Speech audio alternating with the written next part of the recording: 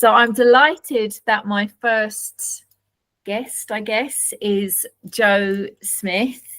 So, and she's the perfect person to be speaking to about this. So the subject of this episode is the workplace and spirituality, and, you know, where our gifts and our thoughts around spirituality and intuition really come into the workplace, and how we can maybe make it part of the workplace instead of, you know, this very rigid way of thinking and working that we're so used to. So Jo is a galactic channel, a healer, and an artist. So welcome, Jo. Hello. I'm so excited to be here. Thank you for having me. So one thing I wanted to kind of talk about was around intuition, firstly, because I think we're in sort of, you know, the traditional way of working. It's so, I think it's a forgotten skill, and it's something that people don't necessarily rely on anymore, because they're like, oh no, we must follow this process, and, you know, obviously we have to follow employment law, and I would never suggest otherwise. But then there's always this thing of, hang on a minute, but my gut is telling me maybe to do something a little different here. But it's almost like intuition is this thing that people now seem to think is something that only exists in fairy tales and, like, you know, sci-fi films. And actually, no, it's not. It's your that natural innate gift that you have of knowing when something is right or wrong. But I mean, what are your thoughts? Do you feel like, you know, we've got to a stage in, you know, corporate worlds or well-established companies where people just aren't necessarily relying on it anymore, or they just think it's something that even if they said, well, my gut instinct told me, that they'll be laughed at, or they won't be taken seriously as professionals? Yeah, I think the thing is with workplaces currently, and obviously it depends on like what business you work in and where you're actually based.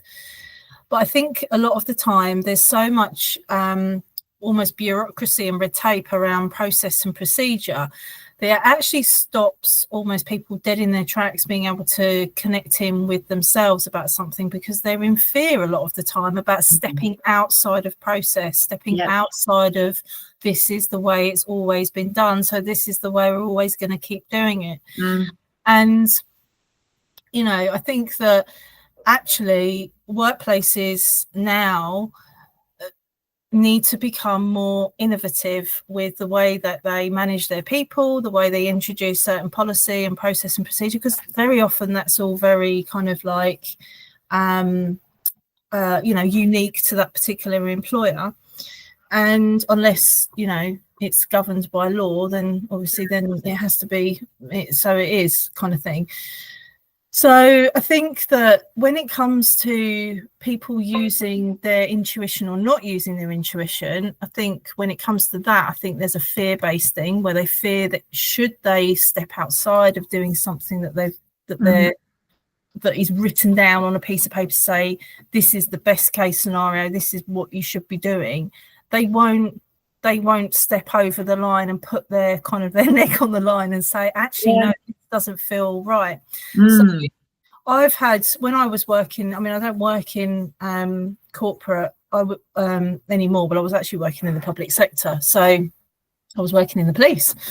So, you know, couldn't be the poles apart from where I am now, really. But, you know, I had a lot of involvement. I was a senior management. I had a lot of involvement with HR, a lot of involvement with managing people, and as well as everything else that comes with, you know, being a cop. But ultimately, as I went through the ranks, I became more and more, you know, dealing with people issues, and, you know, HR and the police is very, very rigid. This is the process, these are the steps we have to follow, even if actually that process won't suit that particular individual. And I had some big battles on my hands at times, saying, well, actually, I don't actually agree with that, and also it doesn't excuse me, it just doesn't feel right that we should be following this process. Can we look at another way of doing things? And I think that industries are still a little bit behind the curve around that. Yeah, no, I agree. And would you say as well, because I think, you know, I'm a big believer in that, you know, you are born with certain natural abilities and natural gifts, and you don't necessarily know you are, but you just find yourself able to, I don't know, build rapport with people really easily. So is that a skill, or is that just a natural one of your born gifts? So would you say we're drawn to certain professions or certain roles? And the reason why I say this is because I've spoken to and I've worked with a lot of HR people over the years, and that all of them have said, "Oh, I just fell into HR." I'm like, "Did you?" Because I used to say, "Oh, I just fell into HR," but actually now I don't think I did just fall into HR. I think actually it was just this natural progression, because of, you know, my ability to kind of, I don't know, influence or charm, you know, to kind of get the best out of a situation. So would you say, you know, people are drawn to professions, but there's that sort of unknowing as to why or how they've ended up somewhere, and is that linked to their sort of natural spiritual gifts? Or Yeah. So I might blow some of your audience's minds with some things I might come out with, but hopefully they're open to slightly different, you know, concepts. And the way I see things that we move through as humans here now that we've incarnated here on Earth is that nothing is a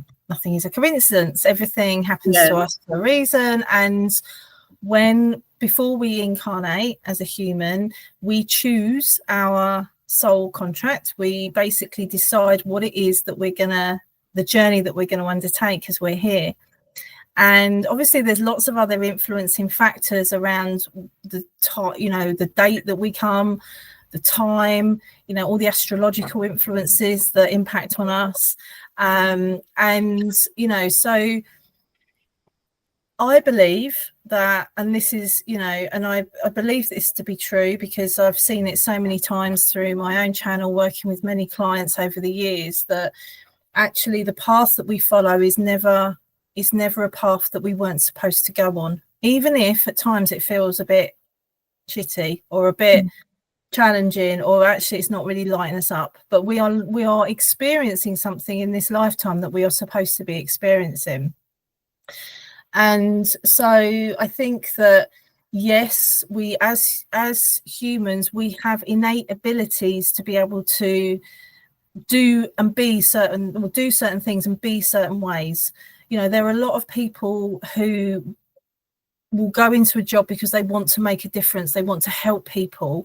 You know, service-based industry where they're, you know, even you could argue, I would say that HR is kind of like a service-based role, really, because you are there to support and help people, because you feel a draw to actually, you don't go into it just because you want to sit there pushing bits of paper and writing more, you know, standard operating procedures and policies about things. You actually want to be there because you stand for fairness. You want people to be treated well. You are highly you have high levels of integrity. And so I think that, and you're probably an empath, you probably are able to connect to people.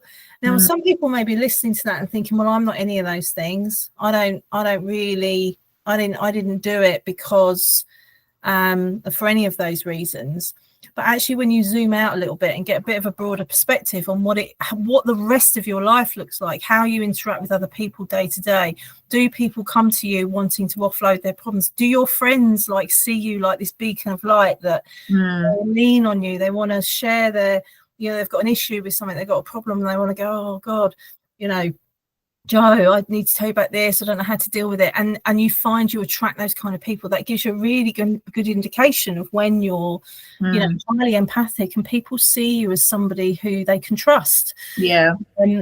So, you know, when I think about my path, you know, I look at the journey that I've taken in my life to now and why I took the journey that I took. And I used to say exactly that. I just fell into this job. I didn't know what else to do. It seemed like a good idea. I just fell into it. But no, that isn't. As I've grown and evolved and developed over time, I see that everything that I have learned from doing that has brought me to where I am today. And also, this is going to go even wilder. I hope your audience is prepared for this, especially as it's episode 1. But all of our past lives influence on what we're doing now, and that's our past human lifetimes and our past galactic lifetimes that we've experienced. Because this is not our first rodeo. This is not our first rodeo. We just didn't appear here and then we'll pop off and never be anywhere else ever again. We are multi-dimensional, and therefore multi-dimensional in our skill sets as well when we're here as humans. That's a nice tie-in. Very smooth. There's the diet. I've got my psychic radar on the next question. Well, I have got my earth dimension ear going, because what I'm going to do is close the door, because my washing machine is going to go off any minute and I don't want to ruin this. So just right. So based on that, I mean, I think it does, but do you think, and I think it's probably an interesting question as well for those who may not be aware of their own gifts, or maybe skeptics, but does spirituality have a place in the workplace? Yeah, I think it does, because I think it's that human element that people feel that HR is missing. I mean, I've often heard people refer to HR as human remains, or I'm like, okay. And look, I'll be honest, I've worked with people over the years where I feel maybe they would have been better suited to being a prison guard or something like that, because the natural kind of just wanting to talk to someone on the level was just not there. It was, or maybe it could have been because of that fear, you kind of referenced earlier, that they're too fearful to step outside of the process, and fearful of saying, actually, come on, can we just start from the beginning, or just have a straight up conversation with somebody and not hide behind this, and just talk. Afraid of being human, I think that is, just actually being a human being and being on a level with somebody. Ultimately, the old adage of treat people the way that you would wish to be treated yourself, I think is it's really true. And I think that people are, employees are, my experience is that employees don't necessarily have a great kind of, not many good things to say about people that work in HR, normally because they've had a bad experience in some shape or form, because of the lack of being able to get on a level with somebody and actually being to, and not and worrying that if they are really truthful about their situation or their circumstances, that it's going to be held against them in some way. And it's that kind of that perception of judgment and potential judgment as well. So I think it's good to probably talk about, well, what is even spirituality, because I think there's a misconception about that, really. And it means something different to different people. And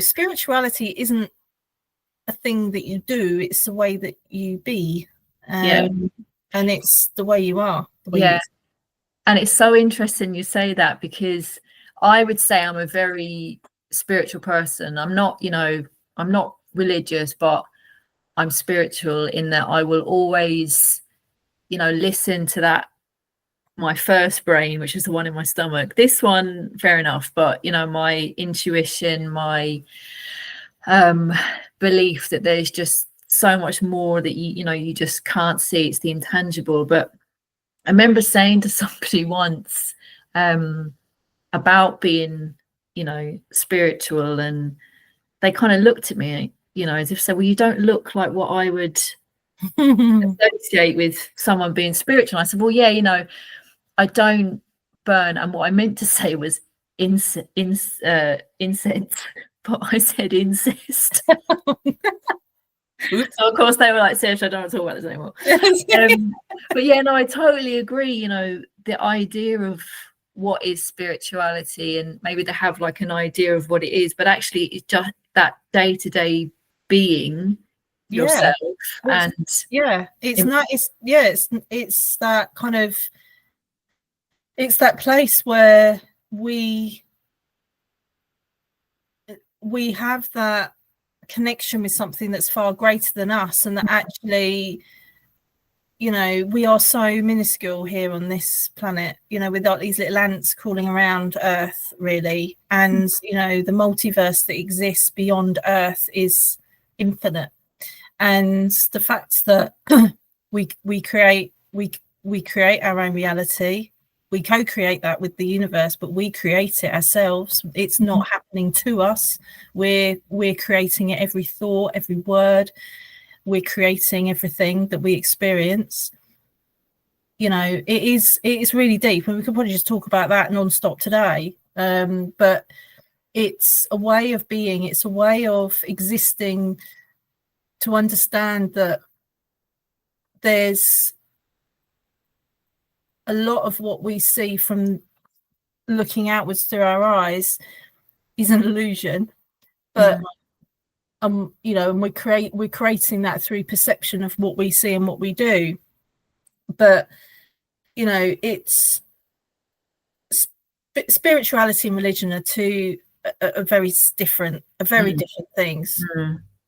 Yeah, I think there's the spirituality aspect of being is around that sense of actually oneness, that we are all actually connected, and we are, you know, every interaction that we have with people in the workplace is a mirrored reflection in our lives generally. But if we're focusing on the workplace, it's a mirrored reflection. We get so much mirrored back at us from the people that we marry, the relationships we have, the colleagues that we have. Everything is a mirror back to us. And they're not tests, they're just observations that we're asked to notice, to see, okay, what is this showing me about myself in the moment? It's not actually about what is it showing me about other people. So I think it's, what I find really interesting is that when, like, if we're going to look at spirituality and HR and intuition and that mirrored reflection, it's like when someone's coming to you and they've got, I don't know, significant personal circumstances that are impacting on their ability to perform in the workplace, and that triggers something in you as an individual working with that person to manage that person to get, you know, do what you need to do to get through that, and it triggers in air quotes around, you know, your judgment around, well, why can't they just pull themselves together and get on with it, or, you know, they're lazy, or all those things, all those kind of like judgmental thoughts that as human beings is very natural for us to have. You know, this is not about going around being really righteous and going around, you know, in this kind of love and light bubble and liking everybody and, you know, and all the things. We are here having a human existence.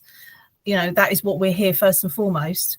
But, you know, when you experience those thoughts and those moments where you're judging someone else because they're behaving or something's happening in their life, that for me, the spiritual aspect is actually, well, okay, well, why is that triggering me? Why am I all of a sudden dropping into judgment around their behavior?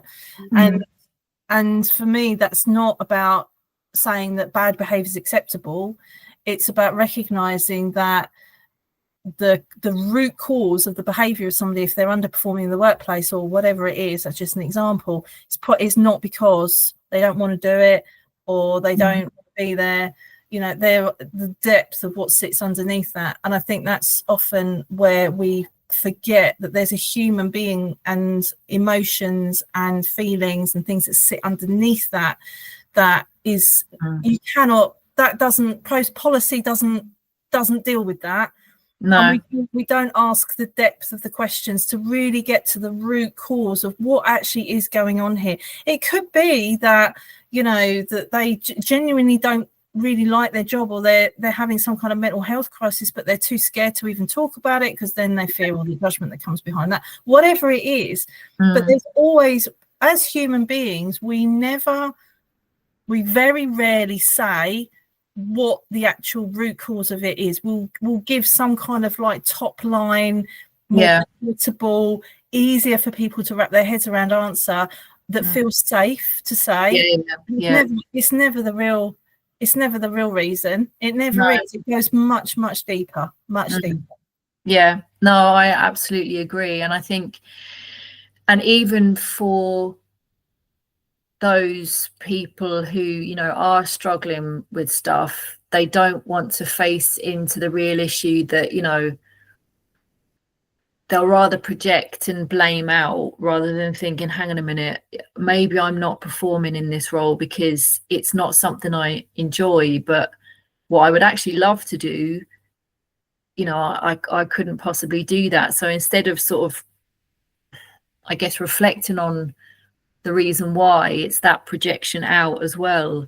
And it just causes just challenges, because then, you know, look, you can only move forward with the information that you have. But if the information is false, if someone is not being open and honest about it, well, then you're going to move forward based on this untruth.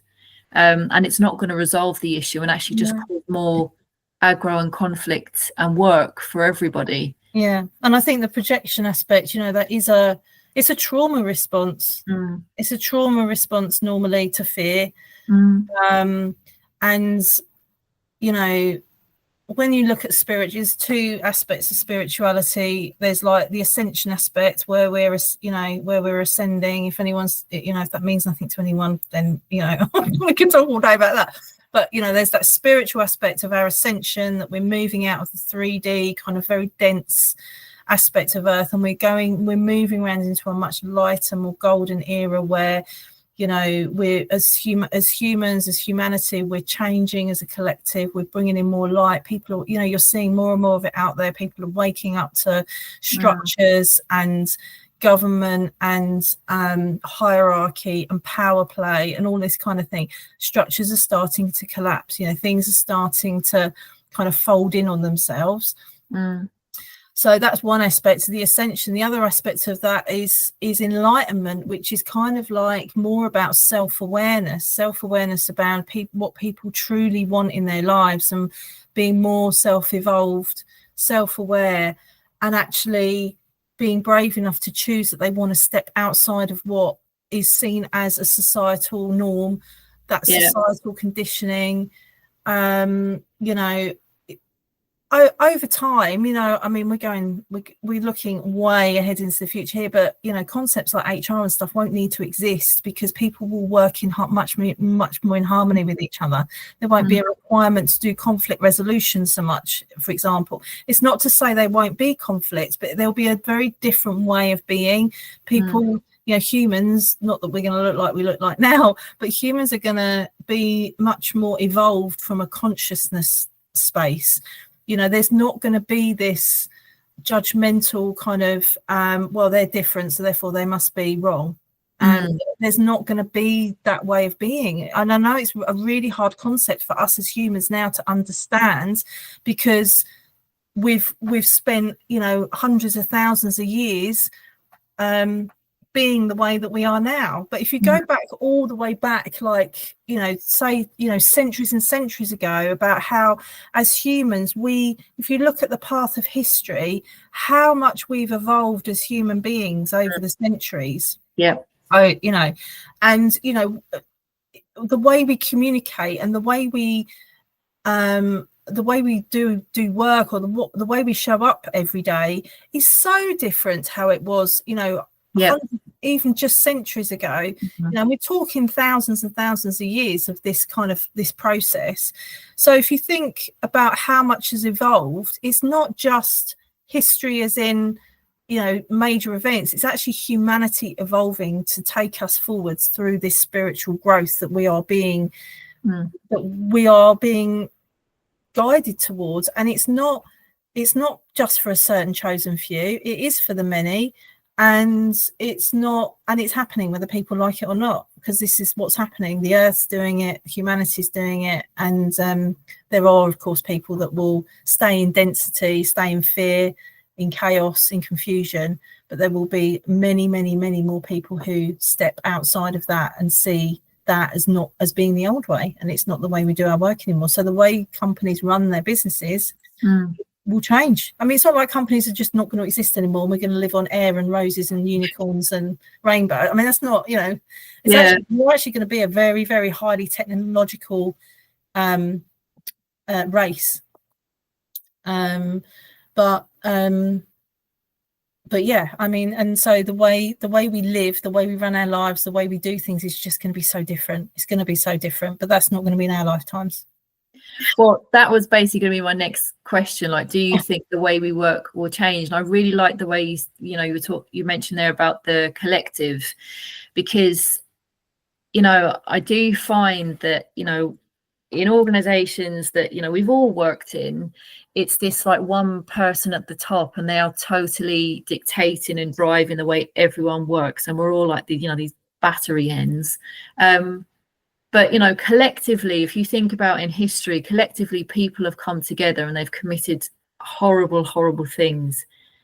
But collectively, people can come together and change. And one person or a group of small people do not have to dictate the way you work, do not have to, you know, enforce something that no one likes. I mean, if you think about, you know, we used to work Monday to Friday in the office, and then COVID happened, and terrible, terrible things happened in COVID, and people lost so much. But, you know, one thing that did come out of it was it totally changed the way we worked. And actually, for all of a sudden, the ability to pivot and respond to having to work from home, a lot of organizations did it. And I'm not saying it was easy, but they did it. And it changed then the whole work-life balance aspect. And people then were like, oh, hang on, I can move to the countryside and have the life I always wanted, but I can also work. So, you know, change is possible. And it was something that happened, and it worked. And I think I get very concerned where I see a lot of job adverts at the moment where they're saying 5 days in the office. I'm like, we don't have to do that. We don't have to do that. And why are you doing it? And actually, you're missing out on such a broad range of talent and people, because you are saying we have to come back. And why do we have to do that? And again, you know, collectively, if everyone says, no, we don't need to work this way, it can happen, you know. Yeah, I mean, COVID, I don't want to get into the weeds of COVID, but COVID was an event that changed us as a humanity. And, you know, whatever your views and opinions are, and we're not going to get into all the politics of it here, but it was part of the plan. It's part of the plan to wake people up to actually, what is your priority? Why are you here? What are you here to be doing? And to start collapsing the structures and the power and that control, and that fear-based control, because it is fear-based. It's fear. It comes from fear. And when I say fear, I mean, well, if I don't do as I'm told, I'm going to lose my job, or if I don't do it this way, I'm going to be punished in some other way, or I'm going to be, you know, whatever. So, and that kind of way of thinking, those systems are not going to won't survive, because you've got generations now who are being born. You've got children, babies being born every day. You've got new generations coming in, and I've had so many conversations when I was at work about, I can't cope with the new generation in I can't cope with them. They're argumentative. They're always challenging. They don't do as they're told. And I used to sit back and I used to smile, and I would say, thank God, thank God that we've finally got a generation of humans. Oh, I've got chills as I'm saying this. Finally got people coming through now who are here to be the change. You know, all the old dinosaurs that are sitting you know, as they fall away and retire and die, you know, because we all die eventually. Well, we all die eventually, don't we? It's like, you know, but as you know, as those generations start to move away from, you know, being in charge, in inverted commas, we're bringing this new wave of just pure kind of like, for me, it's exciting. It's exciting because it's the beginning of these people that are going to be bringing people together. I've got something funny. Oh, I'm just going to tell you something now. So when I go into channel, when I meditate and do all the things, and actually, you know, companies bringing meditation and mindfulness into the workplace is great. There's more and more of that happening. Although I think some of them pay a bit of lip service to it, but it's yeah. But in the way I've been shown it through my channel with other dimensions, they don't have people that are in charge. There's no one at the top making all the decisions, and then kind of like, yeah. And I'm talking about the more evolved galaxies out there, the more, because I mean, you know, this is infinite. So the more evolved planets, the more evolved beings that are in other dimensions, they show me it like they are, when they sit in meditation together, and they communicate through meditation. A lot of the time they communicate telepathically. They're not even, you know, they're not saying anything, but they come together as a group and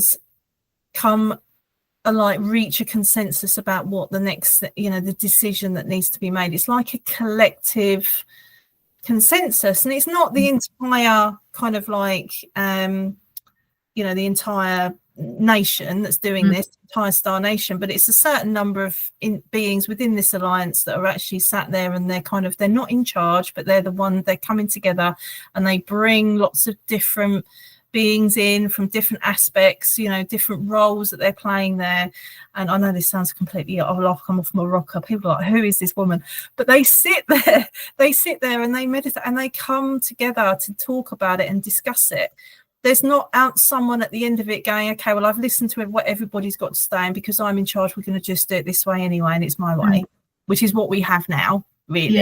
Yeah. I mean, companies try to say, oh, no, that's not what we do. And there will be some companies out there that are very good at this. I mean, don't get me wrong, you can't whitewash everybody. There will be some firms that I'm sure, I mean, I've never worked in the private sector, but there will be firms, I am sure, that do have that more collective kind of like, let's come together, let's actually talk about it and come to a consensus that's actually going to work for the many. You can't please everybody all the time.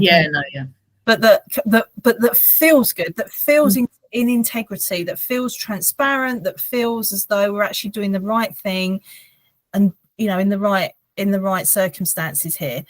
Whereas I don't, you know, but there are more, I would say that's probably you know, the minority.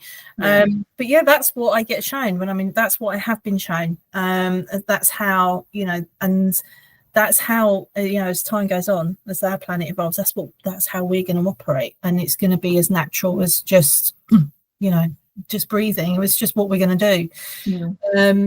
So yeah, it's yes, that's a bit interesting. But yeah, I agree. I think that, you know, we're going to we'll just start to notice it, and we will see it in our lifetimes. I mean, I'm 51 now, so, but we will start, our children will start, you know, we'll start to see it, but our children will start to see that actually governments and things like that don't look the way they look now. There isn't like a prime minister who's like the head of the country, who's in charge of everything, and what he says goes, or she says goes. It's just not going to be like that. It's just not going to look like that.